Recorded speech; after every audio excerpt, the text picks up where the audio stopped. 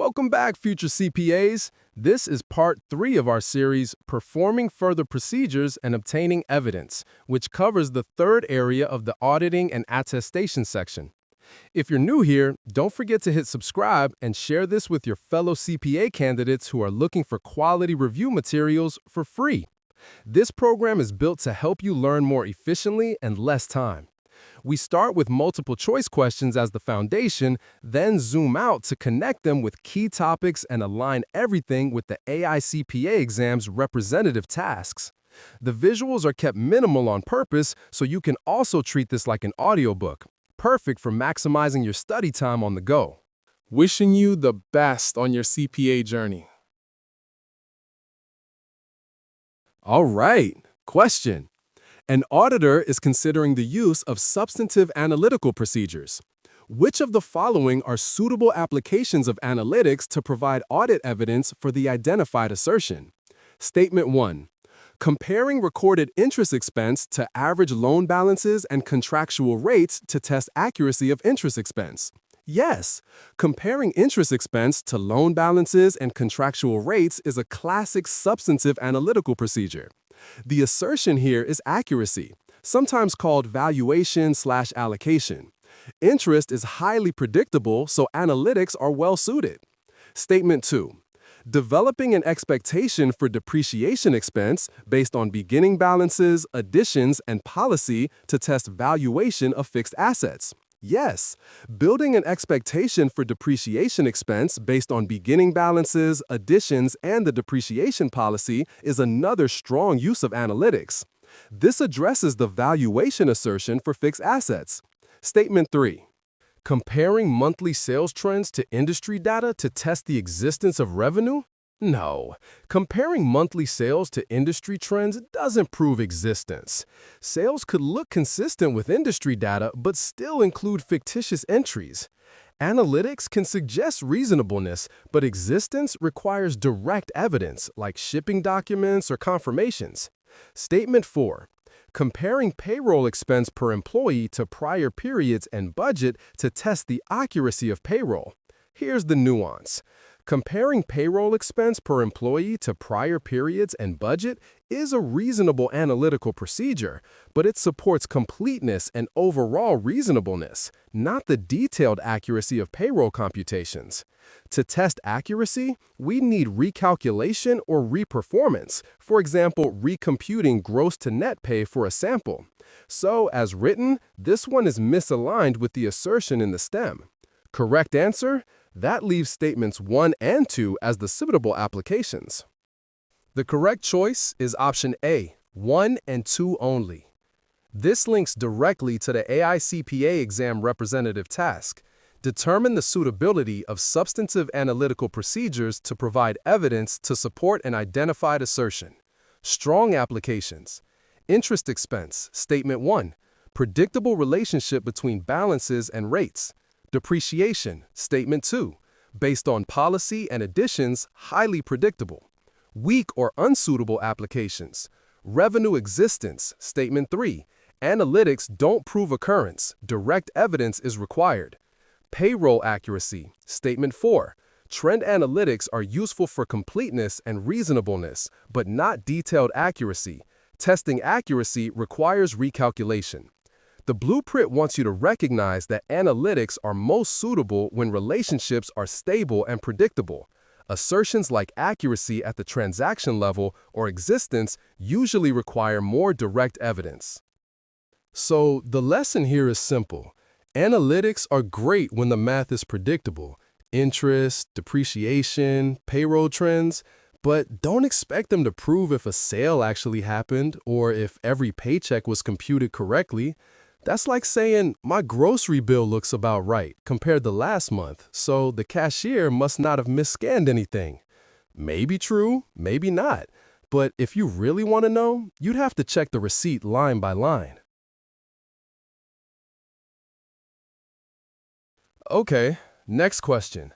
An auditor develops an independent expectation of $1,020,000 for payroll expense using average headcount times average pay rate times months employed. The client's recorded payroll expense is $1,050,000. The auditor has set a tolerable difference of 5% of expected payroll. Which conclusions are appropriate? Statement 1. The difference is $30,000. Divide that by the expectation of $1,020,000 and you get about 2.9%. Tolerable difference is 5% times $1,020,000, which is $51,000. Since 2.9% is below 5%, the difference falls within tolerance. This is correctly stated. Statement 2. Substantive analytics like this provide audit evidence for payroll, particularly the completeness assertion, whether all payroll costs are recorded. Payroll is a stable, predictable account, making it a suitable candidate for analytics under AUC 520. So this is correct. Statement 3. Just because recorded payroll is higher than expected doesn't mean you automatically require an adjustment. The difference is still within tolerable limits, and it could be explained by normal variances like overtime, bonuses, or seasonal staffing. No must adjust here. Statement 4. Yes, if the difference is within tolerable limits, then no additional follow-up procedures are required. The standards are clear. When the difference is immaterial and within the auditor's threshold, the procedure provides sufficient appropriate evidence. So the correct set is statements 1, 2, and 4. That makes the correct answer option B. Check. This fits perfectly with the representative task. Perform substantive analytical procedures, including developing an expectation on an account balance to provide evidence to support an identified assertion. Here's how it plays out. Developing an expectation. The auditor built a model using average headcount times average pay times months worked. That's a reasonable, independent expectation based on relevant drivers. Determining tolerable difference. A 5% threshold was set at $51,000. This step ensures the procedure is rigorous and aligned with audit risk. Comparing results. The difference of $30,000 is well below the tolerable threshold. Assertion focus. Substantive analytics are most useful for completeness and overall reasonableness of payroll. They're less suited for testing detailed accuracy of every check. Audit conclusion. Because the difference is within tolerable limits, the analytical procedure itself provides sufficient appropriate evidence. No further testing is required unless risk factors suggest otherwise. This illustrates exactly what the blueprint wants. Auditors use expectations, tolerable differences, and evaluation of variances to gather evidence efficiently. So think of it like checking your monthly internet bill. You expected $1,020 and it came in at $1,050. That's a $30 difference, less than 3%. Unless your provider suddenly decided to charge you for air and sunlight, you probably shrug and pay it. In auditing, same idea. If the variance is small and within tolerable limits, you don't demand an adjustment. You document, conclude, and move on. Next question. Near the end of the audit of a profitable retail client, the auditor performs analytical procedures as part of forming an overall conclusion. Which responses best reflect the purpose and application of these procedures? Statement 1. Compare current year gross margin percentages to prior years and industry averages and investigate unexpected declines. Yes, this is exactly the purpose of overall analytics, checking consistency and reasonableness at a big picture level. Statement 2. Scan the financial statements for relationships, for example, sales growth versus receivables turnover, that may contradict the auditor's overall understanding. Yes, final analytics are about identifying contradictions or red flags that don't match your overall knowledge of the entity. Statement 3. Use overall analytical procedures primarily to confirm the detailed accuracy of specific account balances, such as inventory or receivables. No, that's not what final review analytics are for. Accuracy testing happens during substantive procedures, not the concluding stage. Statement 4. Evaluate whether large, unusual variances, e.g., spike in repairs expense compared to prior years, require further inquiry or corroborating evidence. Yes, this reflects the auditor's responsibility to investigate unexpected or unusual items before forming a conclusion. So the correct set is statements 1, 2, and 4. That makes the correct answer option C. Okay, let us look at the applicable representative task here. Perform analytical procedures near the end of an audit engagement that assist the auditor when forming an overall conclusion about whether the financial statements are consistent with the auditor's understanding of the entity. Here's what that really means in practice. Purpose of final analytics. At the end of the audit, the auditor doesn't redo detailed testing. Instead, they step back to see if the financial statements as a whole are consistent with what they learned about the company during the audit. It's the big picture reasonableness test. Types of procedures. This often includes ratio analysis like margins, turnover, leverage, trend analysis, year-over-year fluctuations, and comparisons to industry data. The goal is to see if any surprising results pop out.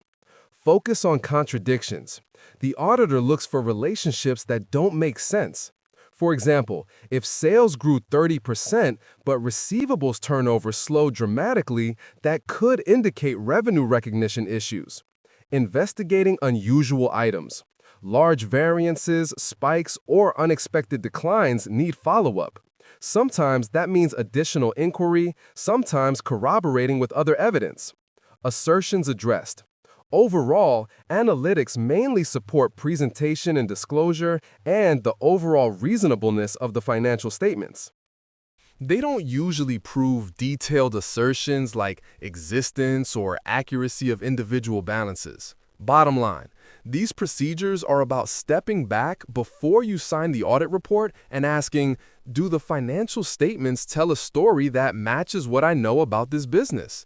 If the answer is no, you dig deeper. Think of final analytical procedures like the last episode of a TV series season. You're not checking every little plot detail anymore. You're asking, does the big picture make sense? Did all the storylines come together? If something feels off, like a random alien invasion in a retail audit, you'd better ask more questions before signing off. On the CPA exam, remember, end of audit analytics are big picture, consistency checks, not detailed recalculations. Next question. An auditor develops an expectation that gross margin should be about 35% based on historical trends and industry data. The client's recorded margin is 28%. Which auditor responses appropriately reflect the evaluation and investigation of this difference? Statement 1. Ask management to explain the decline in margin and corroborate explanations with supporting evidence. Yes, professional skepticism means we don't just take management's word for it. We ask, then corroborate with cost reports, pricing data, or other evidence. Statement 2. Consider whether the difference could be explained by changes in product mix or cost structure and test relevant supporting documentation. Yes, this is exactly what an auditor should do. Think through plausible reasons for the variance, then test the documentation. Statement 3. Conclude that the difference is immaterial because the gross margin percentage still falls within a reasonable industry range. No, that's not appropriate. A 7% swing from expectation is significant, even if the number sits inside an industry average. The auditor cannot dismiss a difference without investigation. Statement 4. Reassess the expectation and inputs used to confirm whether the expectation was properly developed. Yes, sometimes the problem isn't the client's number, it's the auditor's expectation. Maybe the industry data was outdated or historical trends shifted. Reassessing inputs is part of due diligence. So, the correct set is statements 1, 2, and 4. That makes the correct answer option C. Let's look at the representative task. Evaluate and investigate differences resulting from analytical procedures. For example, fluctuations or relationships that are inconsistent with other information or expected values. Here's how this applies in practice. Step 1. Develop an expectation. The auditor sets an expectation for gross margin, 35%, using reliable data, past results, industry benchmarks, or budget information. Step 2. Identify differences. The actual result, 28%, differs materially from the expectation. That 7% gap is a red flag that needs explanation. Step 3. Evaluate reasonableness. The auditor considers whether the difference makes sense in the context of the business. For example, did product mix change? Did costs rise? Step 4. Investigate. The auditor asks management for explanations and corroborates them with documentation. Inquiry alone is never enough. Step 5. Reassess expectation. If needed, revisit whether the expectation was well built. Maybe the benchmark data was stale, or the model failed to capture a known shift in operations. Step 6. Document conclusion. Finally, the auditor documents whether the difference was reasonably explained or whether further testing is needed. The key idea? Significant differences must be investigated, corroborated, and resolved before forming a conclusion. Simply waving them away as within industry norms is not consistent with standards. Think of it like baking cookies. You expect them to come out chewy, but they're crunchy. You don't just shrug and say, well, crunchy cookies exist too. You check. Did I use the right recipe? Was the oven too hot? Did someone swap sugar for salt? Same with auditing. When results don't match expectations, you investigate until you're satisfied the difference makes sense. On the CPA exam, if you see just accept because it's within industry range, that's the cookie burned wrong answer. Next question. An auditor confirms year-end accounts receivable. Several outcomes occur. Many customers respond electronically through a secure platform. One customer disputes a $50,000 balance, claiming goods were returned before year-end. Several customers with small balances do not respond to positive confirmations. The client's controller offers to handle disputed confirmations by calling customers directly and reporting back. Which auditor actions are appropriate? Statement 1. Accept electronic confirmations received directly through the secure platform as reliable external evidence. Yes, under AUC 505, secure electronic confirmations received directly by the auditor are considered valid external evidence. They are generally more reliable than manual paper responses, especially when the platform has proper controls. Statement 2. For the disputed $50,000, obtain supporting documentation, for example, credit memos, shipping/receiving reports, to evaluate whether a misstatement exists. Yes, a dispute on a confirmation is a red flag. The auditor must follow up by testing underlying documents to resolve whether the receivable is valid. Statement 3. For the non-responses, perform alternative procedures such as testing subsequent cash receipts and reviewing shipping documents. Yes, when positive confirmations don't come back, the auditor doesn't just ignore it. They perform alternative procedures to obtain sufficient appropriate evidence. Statement 4. Allow the controller to contact customers about disputed confirmations, as long as the auditor documents the controller's explanations. No, this is not acceptable. The auditor must maintain control of the confirmation process. Allowing the client to intervene creates a risk of bias or even tampering. Explanations from the controller alone are not sufficient audit evidence, so the correct conclusions are statements 1, 2, and 3. That makes the correct answer option C. Let us look at the applicable representative tasks relate to this question. Confirm significant account balances and transactions using appropriate tools and techniques. For example, confirmation services, electronic confirmations, manual confirmations, to obtain relevant and reliable evidence. Analyze external confirmation responses to determine the need for follow-up or further investigation. Confirmations are a direct way to test existence, rights, and sometimes valuation of accounts receivable. Electronic confirmations through secure platforms are acceptable if they come directly to the auditor and the system has safeguards against interception or alteration. The auditor must maintain control of the process, selecting customers, sending confirmations, and receiving responses. Client involvement is limited to providing accurate addresses or contact info. Disputed balances, follow up with supporting documents. A disputed $50,000 receivable could indicate a cutoff or existence issue. Non-responses, perform alternative procedures, such as reviewing subsequent collections, shipping records, or contracts. Management involvement, never substitute management's explanation for direct evidence. Their input may be considered, but it's not sufficient without independent corroboration. Together, these tasks highlight the auditor's responsibility to use confirmations appropriately, evaluate responses carefully, and never compromise independence or reliability by letting management control the process. Think of confirmations like grading your own test. If the client says, "Don't worry, I'll call the teacher and tell you what score you got," you laugh them out of the room. In auditing, same rule. Confirmations must come directly from the source. On exam day, remember, secure electronic confirmations equals good. Disputes? Investigate. Non-responses? Alternative procedures. Client interference? Red flag. Next question. An auditor is testing the fair value of a complex derivative. Management used the valuation model with multiple assumptions, such as discount rate and expected volatility. Which auditor responses appropriately apply recalculation and reperformance to validate the inputs and assumptions? Let's go through each statement. Statement 1. Recalculate the valuation using management's inputs to ensure the model is mathematically accurate. Yes, this is recalculation at its core.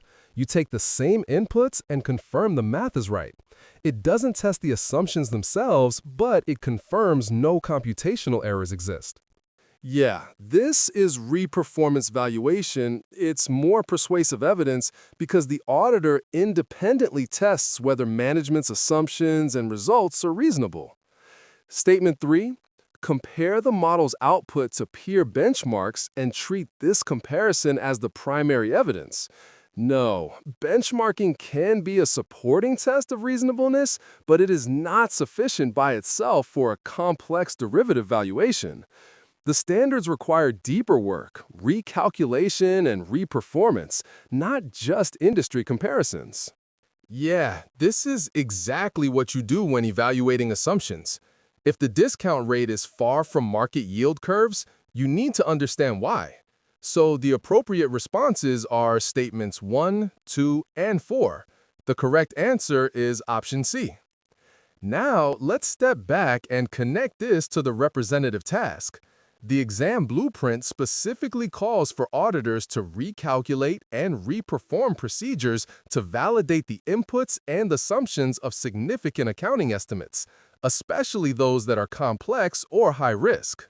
This means first checking the mechanics, recalculation to make sure there are no mathematical errors in management's model. Then it means reperformance, building an independent expectation using market-based or otherwise reliable assumptions to see if the results line up. On top of that, auditors must validate assumptions against external data sources like yield curves, credit spreads, or volatility indices, investigating and documenting any significant differences. What auditors can't do is rely solely on high-level benchmarks or broad industry ranges. Those may be useful as context, but the standards emphasize independent verification of both the math and the assumptions. Think of it like getting a restaurant bill. First, you check the math to make sure they added up the burger, fries, and soda correctly. That's recalculation. Then you go back to the menu and price it all out yourself. That's reperformance. If something looks off, like fries costing $50, you compare it to what fries go for at other restaurants. That's validating assumptions with external data. But if you just look at the next table's bill and say, well, theirs looks about the same, so mine must be right, that's benchmarking alone, and it's not enough. On the exam, remember, recalc the math, reperform with independent assumptions, and validate inputs against external data. Peer benchmarks are just seasoning, not the main course. Next question. An auditor is testing management's estimate of a long-term asset impairment. Management engaged a valuation specialist and provided detailed cash flow projections to support the recoverable amount. Let's analyze each statement. Statement 1. Review the work of management's valuation specialists, including methods and assumptions, and evaluate whether the specialist's findings are consistent with external market data. Yes, AUC 500 and AUC 620 make it clear. When management uses a specialist, the auditor must evaluate their competence, capabilities, and objectivity. More importantly, the auditor can't simply accept the work. They must review methods, assumptions, and whether conclusions tie back to reliable external data. Statement 2. Test the mathematical accuracy of management's cash flow projections and validate inputs such as growth rates and discount rates against external evidence. Yes, this is core audit work. Check the mechanics, then corroborate the key assumptions. Testing inputs against external evidence, like market data, is required under AUC 540 for auditing estimates. Statement 3. Rely on the fact that the specialist engaged by management is capable, competent, and objective. No, even if the specialist is qualified, auditors can't simply rely on their reputation. Yeah. Professional standards require auditors to evaluate the specialist's work and corroborate assumptions, not just assume capability equals accuracy. Statement 4. Review the engagement team's procedures on impairment testing to ensure assumptions, inputs, and conclusions were properly documented and supported. Yes, professional standards require proper documentation and review within the audit team. This ensures the impairment testing procedures are performed and supported consistently with standards. So the appropriate actions are statements 1, 2, and 4. The correct answer is option C. Now, let's connect this to the representative task. The blueprint calls for auditors to perform procedures such as reviewing the work of a specialist and the procedures performed by the engagement team to validate an entity's calculations and detailed support for significant accounting estimates. This includes considering information that might contradict management's assumptions. In practice, that means you don't just nod when management hands you a specialist report. You dig into the assumptions, check the methods, and compare them with market evidence. You recalc the math on the projections and confirm that inputs like growth rates, discount rates, or terminal values are reasonable compared to independent data.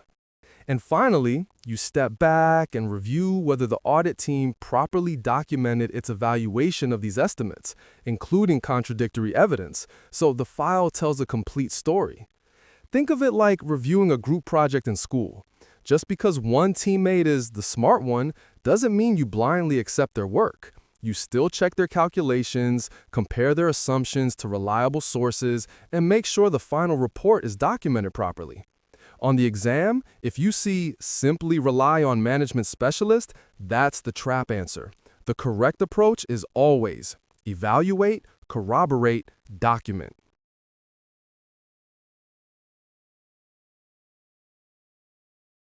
Next question.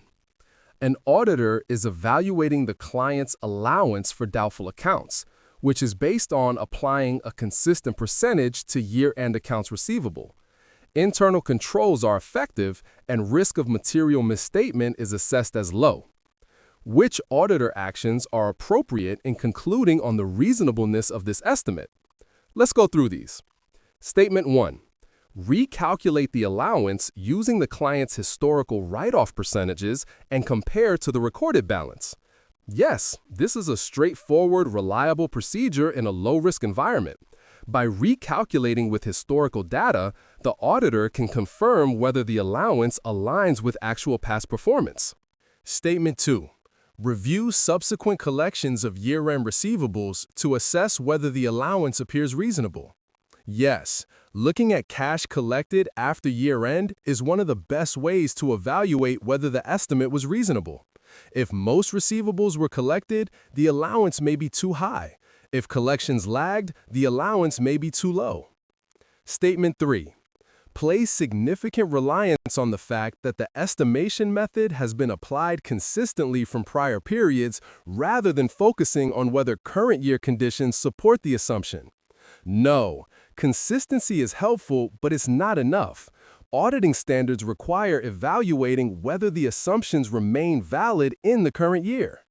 Just because the method is the same doesn't mean the allowance is reasonable now. Economic conditions, customer mix, or credit policies may have changed. Statement 4.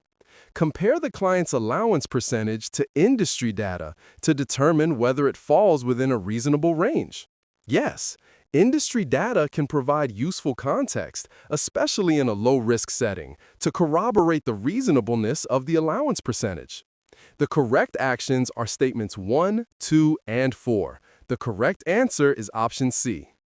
Now, let's discuss the representative task. The blueprint asks auditors to conclude on the reasonableness of significant accounting estimates when the risk of misstatement or complexity is low. In this situation, controls are effective and risk is assessed as low, so the auditor can use relatively simple, targeted procedures. Recalculation with historical data, reviewing subsequent collections, and benchmarking against industry data all provide strong, sufficient evidence. What the auditor can't do is blindly rely on consistency with prior years.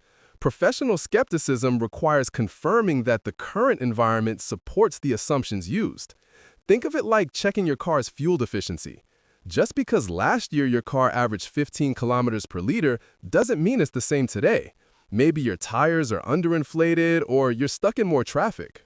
To be confident, you'd actually check your mileage on recent trips and compare it to what similar cars are getting. Same with auditing allowances. Test it against history, compare it to what actually happened after year-end, and see if the client's percentage lines up with the industry. Consistency helps, but it's never the whole story.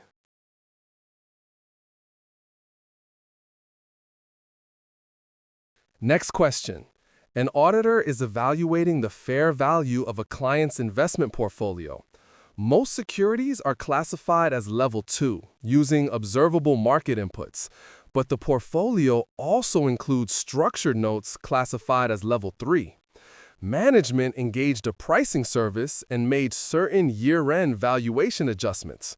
Let's work through these. Statement 1. Assess whether classification in the fair value hierarchy is consistent with inputs. Yes. Determining whether securities are level 1, 2, or 3 depends on the observability of inputs. Auditors must check that classification makes sense, especially since misclassification can mislead users of the financial statements. Statement 2. Review whether disclosures adequately describe valuation methods, assumptions, and sensitivity. Yes, ASC 820 and audit standards require disclosures about valuation methods, inputs, and sensitivity for Level 3 estimates. Auditors must evaluate whether these disclosures are transparent and consistent with the underlying methods. Statement 3. Independently test significant assumptions by comparing to external market data. Yes, for Level 3 investments, auditors must test management's assumptions and adjustments and compare them against independent sources like credit spreads and yield curves. Statement 4. Treat pricing service information as generally reliable for Level 2 securities without evaluating methodology. No. While pricing services are common, the auditor cannot simply accept their results without understanding the methodology and assessing whether inputs are observable and appropriate. Standards require evaluating reliability, not blind reliance. So, the correct answer is statements 1, 2, and 3. The right choice is option C. Now, let's look at the representative tasks. Identify the considerations relating to the measurement and disclosure of the fair value of investments in securities in an audit, and test management's assumptions, conclusions, and adjustments related to the valuation of investments in securities in an audit. 1. Measurement considerations. Fair value hierarchy, ASC 820. Level 1, quoted prices in active markets, most reliable. Level 2, observable inputs other than quoted prices. For example, comparable market data, interest rates. Level 3, unobservable inputs, relying on management's assumptions and models. Least reliable, highest risk. Auditor's role? Assess whether classification is appropriate. Misclassifying Level 3 instruments as Level 2 can overstate reliability and reduce disclosure requirements. 2. Disclosure considerations. Financial statements must disclose valuation methods and techniques used, key assumptions, for example, discount rates, credit spreads, expected cash flows, sensitivity of Level 3 valuations to changes in assumptions. Auditor evaluates whether disclosures are complete, clear, and consistent with the valuation methods applied. 3. Testing management's assumptions and adjustments. Recalculate. Confirm mathematical accuracy of models. Reperform. Use independent assumptions, for example, observable market data, to validate reasonableness. External corroboration. Compare management's inputs, such as discount rates or volatility, to reliable external sources like yield curves, market indexes, or pricing services. Pricing services. Understand and evaluate the methodology used. Do not simply assume reliability. Auditors must assess whether the inputs are appropriate for the securities tested. If management modifies pricing service data, test those adjustments carefully. 4. Professional skepticism. Treat Level 3 valuations as high risk. Scrutinize assumptions and look for contradictory evidence. Never rely solely on the fact that a specialist or pricing service was engaged. Auditor responsibility remains. Remember, measurement. Properly classify investments in the fair value hierarchy. Disclosure. Ensure valuation techniques, assumptions, and sensitivities are fully described. Testing assumptions. Recalculate, reperform, and corroborate with external data. Professional skepticism. The less observable the inputs, the more critical the auditor's testing and evaluation become. Next question. An auditor is testing ending inventory quantities at year-end. Management performs a physical count, and some goods are stored at a public warehouse. Which auditor procedures and considerations are appropriate? Statement 1. Perform management's physical inventory count procedures to ensure accuracy of the overall count results. Not quite. The auditor doesn't literally perform management's count procedures. Instead, the auditor observes management's count, performs test counts, and evaluates whether procedures are designed and executed properly. Performing management's count for them would impair independence and isn't required. Send confirmations to the public warehouse to obtain direct evidence about the existence and quantities of inventory held by others. Yes, when inventory is held externally, AUC 501 requires auditors to obtain evidence directly. Confirmations are the standard approach here. Statement 3. Trace a sample of items from the final inventory count sheets to the client's perpetual records and general ledger to determine that records reflect count results. Yes, this is a key audit step. The auditor ensures that physical counts are properly recorded in the accounting system and that inventory records reflect what was actually counted. Statement 4. Place full reliance on management's reconciliation of count results to records, provided the reconciliation ties mathematically without exceptions. No. A mathematically correct reconciliation doesn't prove inventory exists or is properly valued. The auditor must perform independent procedures. Reliance on management alone would violate professional skepticism. That means the appropriate auditor procedures are statements 2 and 3. The correct answer is option B. Now, let's look at the representative task. The blueprint requires auditors to test ending inventory quantities by obtaining evidence about existence, condition, and inventory held by others, and to conclude whether records accurately reflect count results. In practice, that means observation and test counts.